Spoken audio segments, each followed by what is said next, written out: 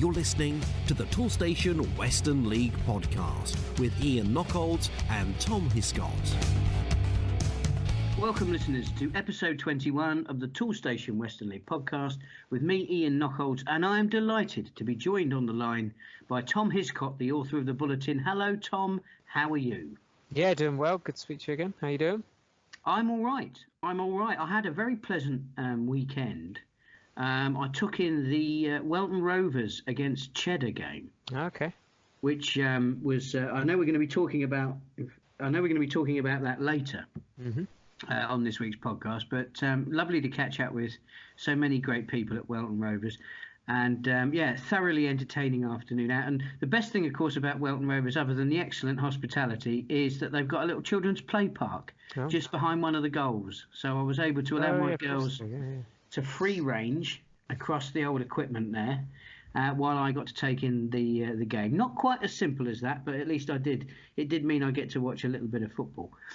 Anyway, this week's edition of the podcast is very much focused on celebrating our side's excellent progress in the FA Vase, and that's really where we're going to kick off our coverage. We are, of course, looking at the fixtures on Saturday, the 11th of January, and there were 3 FA Vase ties, of course, including none other than 5 of our sides, which of course meant that 2 of those fourth round matches were all Western League affairs. Now, we've lamented this, haven't we, in the past, Tom, but I think, well, we'll look at the draw for the next round of the Vase a little bit later, but all in all, it wasn't a bad result for the Western League on Saturday. No, definitely not. I mean, obviously Parkway were the one side going up against the non-Western League side, and they progressed, which is good to see. And then the other 2 games were pretty entertaining as well. So obviously 3 teams through, and as you mentioned, we'll find out how they get on in today's draw once we've been through the matches. So we'll kick off with the biggest attendance in the Vase. It was at Bitton, and the visitors were the First Division's very own Warminster Town, and it would be fair to say that Bitton didn't have things their own way. No, absolutely not. I think we'd obviously, everyone looking at this game would have known Warminster have come through some tough ties, and they wouldn't be a pushover, and that's how it proved. They led at the break. First Division side putting the scares in Bitton, leading, as I say, by a goal at the interval. But it was Bitton who eventually moved on to the fifth round, with a 3-1 win. Warminster leading, but Bitton 3 goals in the final 20 minutes. So I think late heartbreak for Warminster really. Joe McLennan bringing them level with a really good finish, and then it was Josh Egan pretty soon after to complete the turnaround in Bitton's favour. And then, obviously Warminster doing everything they can to get back on level terms. But at the other end, Harrison Kite managed to get a breakaway one-on-one with the keeper, and he slotted it home to make it 3-1. And it's Bitton who move on to the 5th round. Well, I'm delighted to welcome back to the Toolstation Western League podcast Dan Langdon, the manager of Bitton. Of course, Bitton were one of our sides in FA Vase action at the weekend, albeit that they had to take on familiar opposition in the form of Warminster Town. And Warminster didn't make it easy for you, did they, Dan? Certainly not, Ian. No, they were tough opponents, to be honest, and they made us really work for the win. But a really good side, really well organised, and with great support off the pitch as well. So it wasn't an easy day for us, but I suppose we just had that little bit, I suppose, of quality that just shone through in the last sort of 10-15 minutes. But certainly we had to work for the win.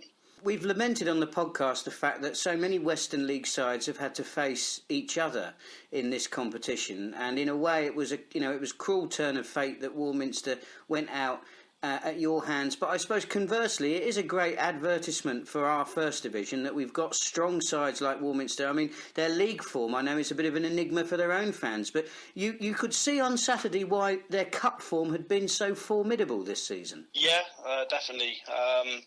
To be totally honest with you, I would say it was a game of 2 halves. And the first half, you probably would have thought that Warminster were the side that were the league above, to be totally honest with you. And I said I think both sides were a real credit to the Western League. But yeah, I said it was probably a game of two halves, and we just probably had a little bit more experience in our players that got us through it. Now, I know you're from our last interview. You're still very committed to doing well in the league this season. But this FA Vase run that you're on, is it a welcome distraction because you are going rather well in this competition? Yeah, definitely. I probably have to swallow my words a little bit now because since our last interview, our league form's probably got even worse, to be honest. So we have to accept the fact the league is probably gone. Well, it is gone. It's a horse race, I think, with Plymouth and Bradford. But the FA Vase is massive now, and it's kept our season alive, more importantly. So it's something we want to try and go all the way, really. Well, you've got to wait until February the 8th now, but you have got that home tie. It's against Sutton Common Rovers. Will you try and have them watched between now and then? Absolutely. To be honest with you, we've already got that arranged. Myself and Rob Sage, my assistant, as soon as the draw was made, we were straight on it, and we've actually got somebody going to watch two of their games before we play them. That could be relevant, the information we get. I said cup football's different, and their league form's not great, to be honest. So they'll probably be resting players and having one eye on the Vase themselves. So, but yeah, we will definitely have them watched for a bit of info for our players. Well, Plymouth Parkway are a testament to what can be achieved away from home. But do you think when you get to this stage in a competition like the FA Vase, getting those home ties are absolutely invaluable for, maybe those little bits of luck, the little things that you know about your pitch that the opposition don't know? Do you think that could make all the difference on the day? Yeah, definitely. With the greatest respect to our groundsmen, our pitch isn't in the best condition at the moment with the weather we've had. We've played a lot of home games recently. Obviously the pitch has got quite a slope on it, and we've sort of adapted a way to play on that pitch and deal with those conditions. They actually play on a 4G. They share the pitch with Sutton United, so we're hoping the sort of wet, bobbly grass might come in our favour. So I imagine that your tea hut's going to be well stocked with pies on February the 8th. It certainly will. Excellent stuff. I mean, on the evening that we're talking, you were due to be in action against Brislington. You mentioned the weather just then, and it doesn't show any signs of abating, does it? So I suppose one positive, if there is such a thing with these postponements, is that hopefully your side will be well rested between now and the next round of the Vase. There's that, but on the flip side, we've got players that have been out with injuries, and so we are desperate as well for some players to get some much-needed minutes in preparation for that match. So there's always swings and roundabouts, and always a flip side to it. But yeah, and I think in the greater sense of it, a rest will be good. Yeah, time will tell. Well, you mentioned before that the FA Vase run has helped to keep your season alive, but of course that's not the only cup competition that you're in. You're still in the Les Phillips Cup, but you've got the no small task of travelling midweek to Bradford Town, and that's not going to be easy for you, is it? No, it's certainly not. Another side that are having a great season, so again for them, I suppose the only vantage point I'd look at is perhaps they'll have one eye on the league and also one eye on the FA Vase themselves. I mean, the title's well within their reach, so hopefully we might get a little bit of luck where they might not take their foot off the gas, but I say sort of not prioritise the Les Phillips Cup. So fingers crossed on that one. I mean, I know in this course of this interview you've lamented your recent league form, but if Western League watchers have seen anything in recent seasons, it's that Bitton have been a team for the big game. And really that Bradford away has got the big game written all over it, isn't it? So, I mean, I don't think you're going to have any trouble getting your boys up for that one. No, so in fairness to the players, they're well motivated for every game. And the games we've lost this season, it's not been through lack of effort from the boys or commitment. It's just been, I suppose the word I use is don't always get a rub of the green. As mentioned before, our season's been start-stop, so we've had a lack of consistency really on that sense, but we'll certainly be up for that game against Bradford. I mean, one final word will be for your supporters. I know on Saturday for the visit of Warminster Town, perhaps arguably a tie that the fans might have stayed away from because of familiar opposition. You had a fantastic turnout, didn't you? And I'm sure you'll be looking for more of the same for the rest of the season. Yeah, absolutely. And I said that the little bit of support, I think supporters realise really more appreciate how important they are sometimes. So if we can keep those gates coming in and getting support behind us, then it really does help the boys.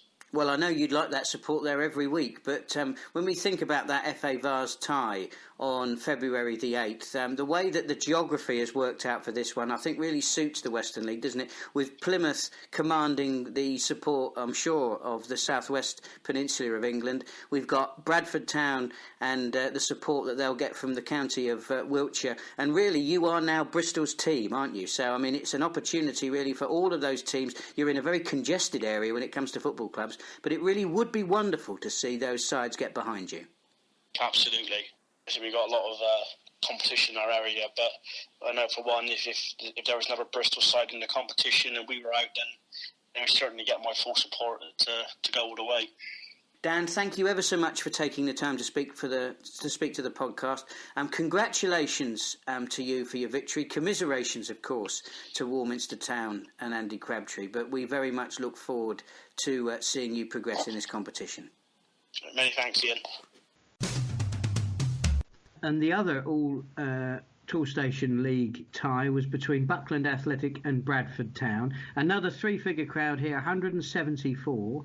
And we did talk about this, of course, on last week's podcast, because I thought this was going to be an absolute belter, because Buckland were, they're no pushovers, but to the victors the spoils, and the victors came from Wiltshire. They did, and it was as you say, Bradford, and it was another tight affair, 2-1 win for them away at Buckland, scoring the all-important goal about half an hour from time. So Buckland had their chances, but unfortunately it was for them. It was Bradford who progressed, and it was Bradford who went ahead in this one. 15 minutes in, Dean Griffiths heading home a Jamie Lyons corner, but Buckland managed to get back on level terms, and it was Nathan Cooper scoring their goal, and that was just after half time, so setting it up perfectly. And it was Bradford who managed to claim that all important third goal. Gary Higdon usually does the scoring, this time providing the goal, crossing for Charlie Madison, who finished well, made it 2-1, and as I say, Bradford held out and move on to the fifth round. And finally, in the FA Vase, we talked about it right at the beginning of this piece. Plymouth Parkway, they were the only Western League side not to go up against Western League opposition. Of course, they were drawn away, as they have been in every round of this competition so far. And why not a lovely little trip from Plymouth to Suffolk? But I think they probably had quite a good time on the way home, don't you, Tom? I would imagine that was the case. Sneaking a 1-0 win, but that was all important. As you say, they've had a couple of tough trips so far in this competition, and this was another one. Not an easy victory for them. Obviously, used to scoring a fair few, so to sneak past their opponents by 1-0, they'll be over the moon with that one. And again, it was just like Higdon, it's Adam Carter having a prolific season for Parkway, and he produced the assist for this one. Good play down the right from him. He crossed the ball, and it was Mikey Williams also having a pretty decent season in front of goal, and he managed to slot the ball home. It was about 20 minutes from time that one went in, and Parkway held out and moved on to the next round. The next round is exactly where we'll pick this story up, because the draw happened on Monday the 13th of January. It was at 1 o'clock on TalkSport 2. So just in case there is anybody listening to this who doesn't know who our sides have got, Tom, can you take us through the fixtures? Absolutely. I think we'll be over the moon then. 3 home ties. Bradford Town versus Leighton Town. That was the second set of matches pulled out. And then got Plymouth Park, where they've got a home game. They take on West Auckland Town. And then finally Bitton. They're also at home, and they take on Sutton Common Rovers. So 3 games, 3 home games. I think we'll be very happy with that, and obviously keeping them apart, which was probably the biggest hope. Yeah, absolutely. So starting off with Bitton's opponents, Sutton Common Rovers, they are 11th at the moment in the Combined Counties Football League Premier Division. They have played 18 matches, and they have won 10 of those and lost 6 of them. So certainly they can be beaten. So looking at Bradford's opponents, Leighton Town, again, they're also in 11th. Another mid-table side, they've played 18 games, they've won 9 and they've lost 7. But what I heard earlier today was Tony Incenzo, of course. Anybody who loves non-league football knows who Tony Incenzo is. He's a fantastic broadcaster and a great supporter of the non-league game. He said that Plymouth Parkway against West Auckland Town was the tie of the round. Well, given that the other 2 opponents of Western League opposition are 11th in their respective divisions, one would assume that West Auckland are as well. They're not. They're 10th. They've played 23 games, they've won 10, and they've lost 7. Now, all of our sides, of course, are at home. We're not taking anything for granted. That would be the most foolish thing you could possibly do in football. But it really is looking like a really healthy draw for the Western League sides, and we'll keep everything crossed. But I suppose the best thing, Tom, is that they avoided each other. Yeah, I think that was the biggest hope going into the draw. Obviously, we've lamented the fact that they have been quite a lot of our teams have been knocked out by fellow Western League sides when you'd fancy them having a crack at some of the other teams around. So to get 3 home games, 3 different matches, not playing each other, I think that'll be it's a good result for the league, I think. Excellent. Well, it's to the league that we now progress, because we'll look at the Premier Division games that took place on Saturday, the 11th of January, and we kick off in Bridgewater. Now, before I let you tell us what happened in this game, we have to say that if we were celebrating the attendances in the Vase, we really have to take everything off, put it on again, and take it off again for Bridgewater Town. Mm-hmm. They took on Somerset rival Shepton Mallet, and 302 people saw this game, Tom. Yeah, this was one of the biggest attendances of the season, nearly competing with some of those ground top matches, which obviously are attended by those from far and wide. So a really amazing effort from Bridgewater to get the crowd in, but unfortunately for them, it was a home defeat. Shepton Mallet claiming a 6th win from their last 7 in the league, so they're going great guns at the moment, Mallet. And it was they had to come from behind in this one. Bridgewater going ahead. David O'Hare scoring after 20 minutes. That's for a Bridgewater side who themselves 2 wins on the bounce, looking for a third. But it wasn't to be. As I say, Mallet coming back into it. They're full of confidence, obviously. Nathan Legg scoring his first for the club after being slipped in by Craig Loxton. That was the leveller. And then they kept the pressure up. Pretty soon after, Asa White managed to drive the ball into the box, and it fell to Daryl Charman, who managed to scramble the ball home from pretty close range to complete turnaround. And Mallet holding on for a 2-1 win away at Bridgewater. A town called Mallet. They're up to 4th in the Premier Division. They are. So fantastic for the Somerset side there. Now then, Chipping Sodbury Town, they took on lowly Wellington. Now, do you remember, Tom, when Chipping Sodbury Town were bottom of the Premier Division? Because they're not anymore. They're 6 points away from that position now, and another very good win for the South Gloucestershire side. Yeah, absolutely. Suffering a heavy defeat last week as well. So a good rebound from the Sods. Starting the day in the bottom 3. But it was very much not the case come about 5 o'clock. A 3-1 win against Wellington, who had the away side led for most of the game. In fact, Harry Hamblin giving them a 23rd minute lead to put Wellington in control. But then with less than a quarter of the game remaining, Chipping Sodbury managed to produce an excellent last 20 minutes, really. Luke Burnham getting the first goal to level things from long range. And then it was Jack Moore pretty soon after, a couple of minutes later, turning the game on its head, putting Chipping Sodbury 2-1 up. And then, Jack Parker adding a third in the closing stages. And that was another win, and 3 home wins on the bounce, I think. So home comfort's definitely going some way to helping Chipping Sodbury at the moment. Well, of course, we saw this coming, didn't we, on the podcast, because we had the Chipping Sodbury manager on, and he was very much optimistic that they would start climbing the table, and he's been true to his word. They're up to 18th in the Premier Division, so well done them.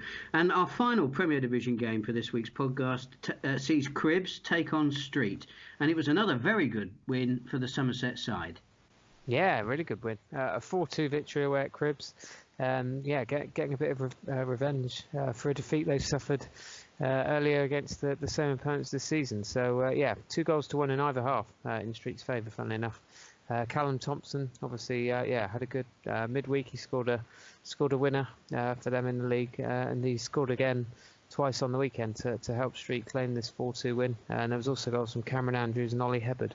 Another win for Street, and another, incredibly, a third consecutive 4-2 defeat for Cribs. So they're definitely getting the goals, but letting in a couple too many at the wrong end. So they'll try and turn that round, I'm sure. Another job, another saving. Brought to you by Toolstation.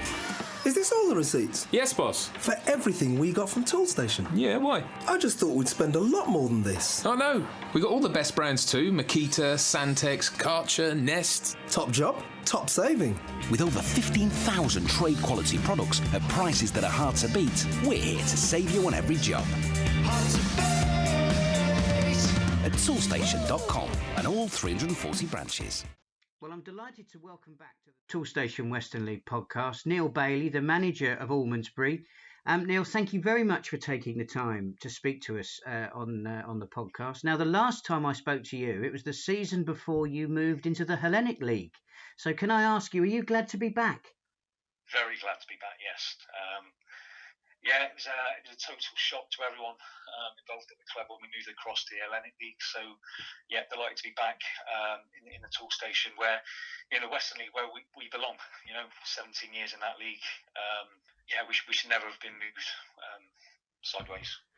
I mean, from the response you've just given, then it would suggest that you didn't know a great deal about the lateral movement. Well, when you found out about it.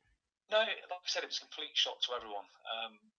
We had no idea it was coming. No notification from the FA to say that this was a possibility, and it all happened very quickly. In all honesty, and obviously we went through the appeal process. We were unsuccessful. Yeah, it was a year spent playing Hellenic football. Just out of interest, then, what effect would you say that had on the club? Because we know that the potential lateral movement of Chipping Sodbury has hampered them this season. But the fact that I'm talking to you now, the fact that you obviously stayed, hopefully that meant that was able to sort of mitigate in some respect the disruption that was caused by that movement. A lot of decisions had to be made from a club perspective, but also myself, my own position at the club. But I was fortunate that I managed to keep all of the players together, and that was the risk when we were notified of the lateral movement. There was always an associated risk that players would either not fancy it or would want to move on and either play Toolstation football or not play at all. We managed to keep the squad of players we had together, which was good, and obviously that it then became an easy decision to stick with it, although it wasn't where we wanted to be. Bringing this back to Toolstation Western League football, is the Toolstation First Division this season that you're playing in harder than the First Division of the league when you left it? I think the standards are around the same level. All I will say is I don't really think we've got sort of runaway leaders, whereas in that first season in the division, you look at the likes of Keynsham, Cheddar, they were pulling away, if you like, that table, whereas I don't really think at this stage in the season we have there's not a runaway pack. It's very tight. It's a tight division. Now, I saw you in your draw at Devizes, and it'd be fair to say they've not had the best of seasons themselves, but I thought you did well to battle back and get a point from that game. Were you happy with the performance? No, I wasn't. I mean, we and it's not an excuse at all, but we had players missing that day, which made it difficult for us. So I had to make a lot of changes, but it was a game of two halves for us. The first half we didn't turn up, as simple as that. And the second half was a much improved performance. We managed to get the equaliser, and I felt we did enough. We could have won the game with the chances that we had. So overall, no, for me, it was 2 points dropped, and I told the players that after the game.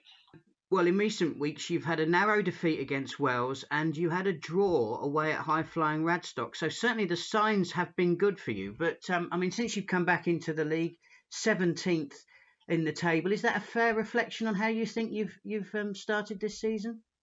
I think at this stage of the season, league tables don't lie. But I think certainly we haven't really had the consistency week on week. If we can find that in the running now, then I'm confident, and I know the players are confident we can shoot up that table. But we have to start finding consistency week in, week out. It's as simple as that. So you're right. We had a great point away at Radstock. We lost to Wales 1-0. We played well. But it's finding consistency, and I don't think we found that level yet. It's been obviously inconsistent times for the club, as we've just been talking about with the movement in and out of the Western League. When you came back in this season, what were your expectations? Were you just interested to sort of see what you came up against, or did you have a target of what you thought the squad could achieve? Yeah, I think obviously as a manager you have a target, and you in your mind you know the players collectively, what they can bring and where you can finish up. So yeah, of course you do. But for us, I'm not going to say it was sort of it was going to be new to us, because we've been there previously. So I sort of knew what to expect. I knew the teams, I knew the travelling, I knew the grounds. Fortunately for us, we've managed to keep the players together again. So for a lot of the players now, we're in our third season together. So as a manager, you definitely set the bar, so to speak, of what levels you want to be at and where you think you can finish. Now you've got two tricky fixtures coming up. You've got Cheddar and Wincanton both away, and you'll certainly have to be at the races to get something out of those games. Yeah, most definitely. Cheddar is going to be a tough one Saturday away. They're off the back of a heavy defeat last weekend to Welton, so we know that's going to be difficult. And then obviously we're on the road Tuesday night away to Wincanton, which also is going to be a tough fixture. So yeah, we have to be at the races in both of those games. And I think where we are at the moment, it's vital that we pick up points in both those games. Neil, thank you very much for taking the time to speak to the Western League podcast. I can honestly say it's great to have you back, and all the best of luck for the rest of the season. Now moving on to the First Division, and we kick things off with the Bishops of Lydiard taking on league leaders Longwell Green Sports, but this did not go according to the form book, Tom.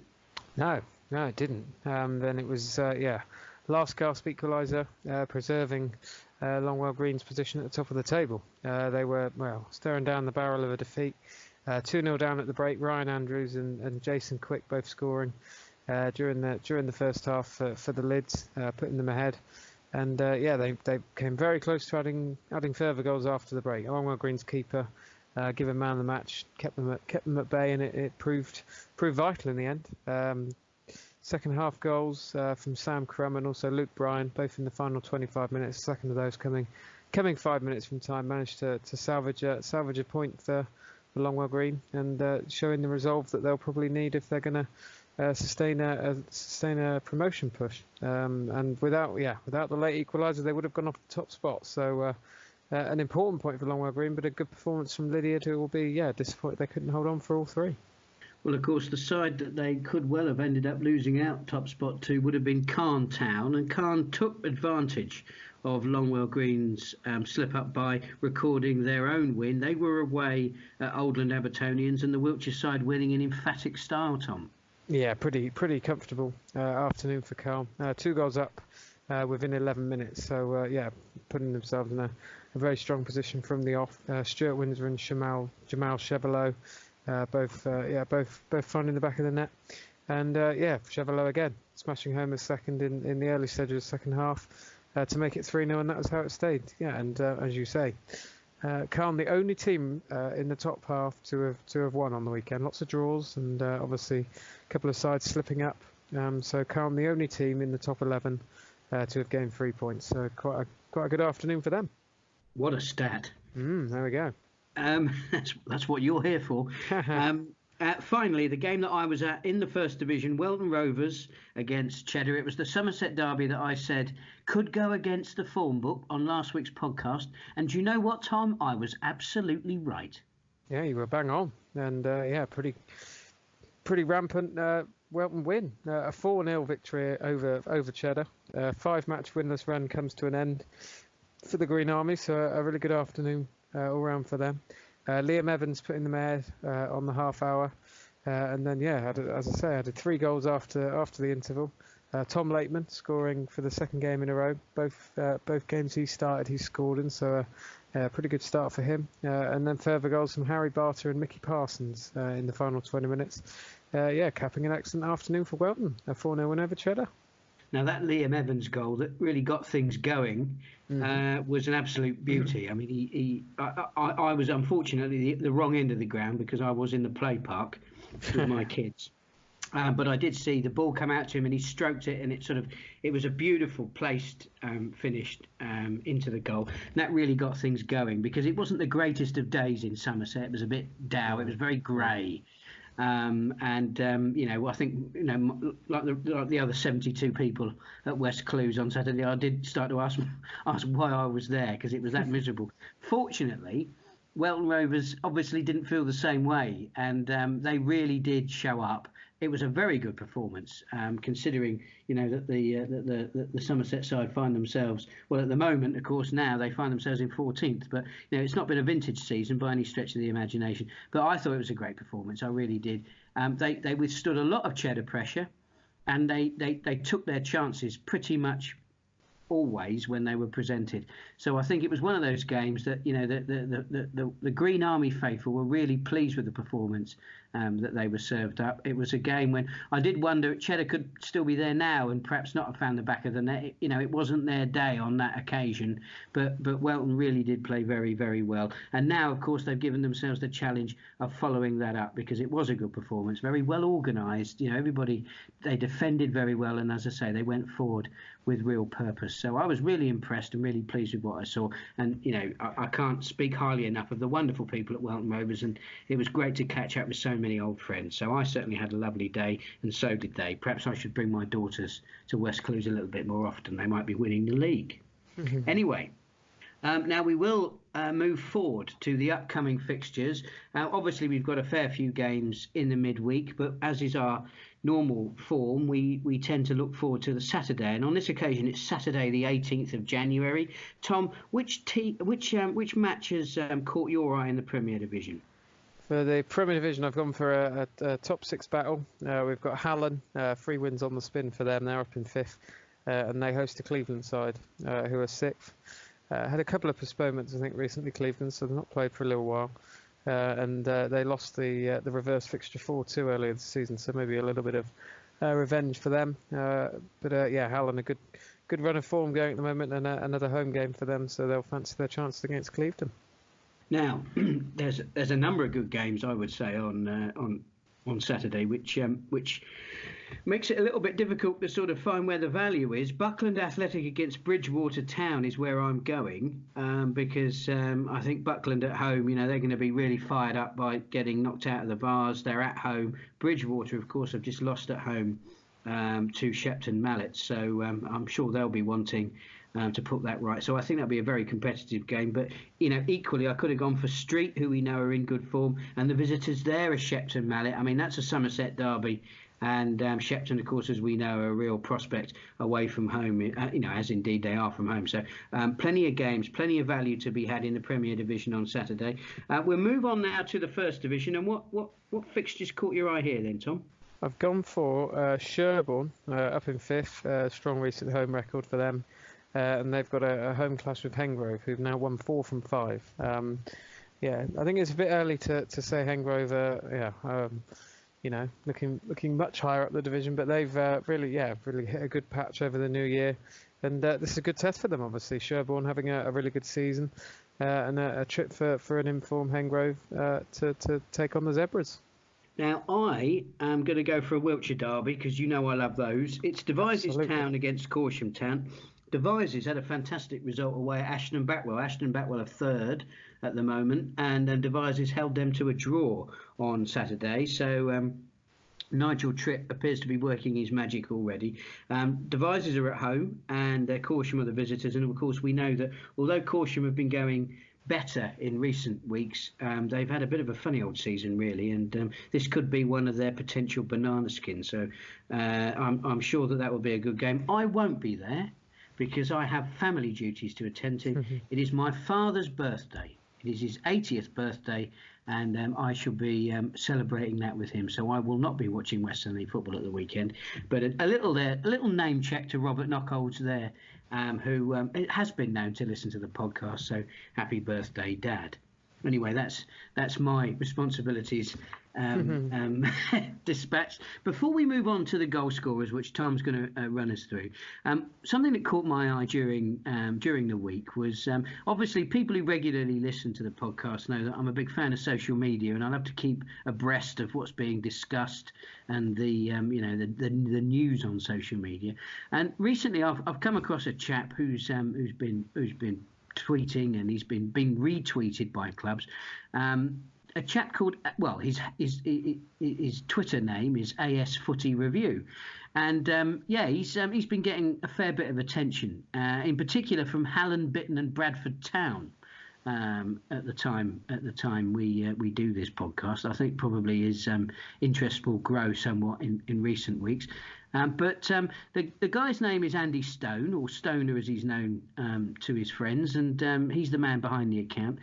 But he's undertaken an initiative to raise some money for a charity called Cystic Fibrosis Comfort Fund, which is a small Bristol-based charity which aims to help those who suffer from cystic fibrosis in their daily lives and enhance the quality of their life. Now, Andy has produced some rather fetching T-shirts and is selling them at £10 a time, and the money that he's raising from this is being passed on to that charity. Now, what ties this back to Western League football is that a fair few of our sides, particularly Hallen, Bitton and Bradford, as I mentioned before, have decided that these T-shirts would make rather good warm-up shirts. So they've ordered a job lot of them. So actually what came up as quite, I think, a modest initiative has actually now taken on some wings and is flying. Well, anyway, with that in mind, I thought it was quite important that Tom and I had one of these T-shirts. So I've got you a T-shirt, Tom. Thank you so much. Well, that's my pleasure. That's why I asked you what size you were over the weekend when I texted you that. You might think I was being a bit weird. That makes sense now. That makes sense. That's great. So we've got one, and perhaps next time we get together to do one of our podcasts, sort of live, if you like, then we might well put them on, because it's a great initiative. It's a wonderful organic fundraising thing, because I don't think Andy ever set out really to capture the imagination of the football community, particularly in the way that he has. So the fact that he's done it, I think, hats off to him. And please have a look for Andy on Twitter. ASFooty_review is the handle, and you can order a T-shirt. As I say, Tom and I have we're going to get ours in the next couple of weeks. So I think it's a great initiative and well worth supporting. Anyway, with that in mind, Tom, do you want to take us through the league's leading goal scorers? Can do. Yeah, absolutely. So in the Premier Division, league goals only, we've got Adam Carter still leading the way by a pretty good margin. The Plymouth Parkway frontman, 26 league goals so far this season. A little bit of a new name sneaking up in second. We've got Exmouth Jordan Harris. He's had a good spell in front of goal, so he's up to 16 league goals. Shepton's Jack Fillingham on 15, and then Leighton Thomas of Street on 14. So that's your Premier Division. In the First Division, we've now got joint leaders. We've got James Rustle, who's been top of the tree for quite a while, and he's got 18, and he's been joined by Wales City's Harry Foster, who also has got 18. So yeah, good strong seasons from both of them. Stuart Windsor of Carn on 13, and Sherborne's Alex Murphy, he's scored quite a few recently. He's on 12. And then in all competitions, Jack Crago is still leading the way for Tavistock, 28 goals. Carter on 26, Rustall 23, and Foster as well 23. So yeah, those 4 having brilliant seasons in front of goal, and still quite a way to go. So I'm sure there'll be plenty of change among the runners and riders in those chases. Excellent stuff, Tom. Thank you as always for your excellent bulletin, Pleasure. which of course we've been reviewing on this week's podcast. And for those, just in case there is anybody left on the planet who doesn't know where they can find your bulletin, could you please enlighten them? Yeah, that is on the Toolstation Western League website. There's a tab along the top which takes you to the most recent publication, and then it's also about halfway down the homepage where you can download it as a PDF and a Word document, and that comes out Saturday night, Sunday morning, recapping and looking forward as well. So yeah, there's plenty of nuggets in there for you, and that's out every week. Excellent stuff, Tom. Thank you very much indeed for your time. Congratulations again to all of those Western League sides that have made it through to the 5th round of that competition in the FA Vase. That was was a fantastic achievement, and we really look forward to keep that running for as long as we possibly can. But from Tom and myself, this has been another Toolstation Western League podcast.